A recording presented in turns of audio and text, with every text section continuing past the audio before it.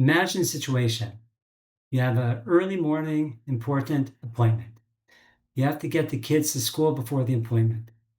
Your spouse is using the car the night before, and you ask them to please make sure there's gas in the car. You get in the car early in the morning, you're in a big rush, and the tank is empty. You're upset. You're angry. Thoughts run through your mind. They never think about me. They always think about themselves. You're just plain angry. So what are techniques you can use to create a closeness with your spouse in that situation? So there's 4 simple techniques we're going to discuss. The first 2 deal with what's called in Hasidus, skafia, which can be translated as suppression. And the 2 latter techniques in Hasidus are called isapcha, which can mean transformation. Or in modern day lingo, it could even be called, maybe in a sense, reframing. So the first technique, all or nothing thinking. You think to yourself, my spouse, they always think about themselves. They don't think about me. But all or nothing thinking is one of the biggest culprits to get us angry. Because in truth, do they always do that? Do they always not think about you? Do they always think about themselves? If you think about it, probably the majority of the time, things are pretty good. They do think about you. They don't always think about themselves. It's the extreme language that we want to get out of our minds. In other words, sometimes, but not always, or maybe even it's the minute. Also, seeing the good. In other words, true, this happened, but there's a lot of good things my spouse does. When I see the good in my spouse, it makes me feel better about them. It makes the negative experience that's taking place now kind of dissolve away to a certain extent, and I feel much better about my spouse. In addition, when I think or speak good things about my spouse, it also brings out the good points inside of them. These are good techniques and they're helpful. What's the issue with both of them? With both of them, the negative experience is still there. We've kind of overcome it. We're focusing on the light, the positive, but it's still there.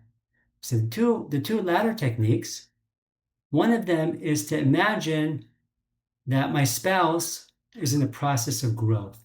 In other words, true, there's a mistake, something happened, but I don't have to suppress it. I don't have to ignore it. I don't have to overlook it. It's okay. For instance, imagine you go to a car manufacturing plant. You see a finished car. It's shiny, it's new, it's beautiful. You see other cars that are maybe half done, a third done, a quarter done. They're all in the process of growth. It doesn't mean that the one's half done, there's something wrong with it, it just hasn't been finished yet. So too, Hashem gives us the years of our lives to do what we need to do, to complete our mission, to reach our perfection as much as we can.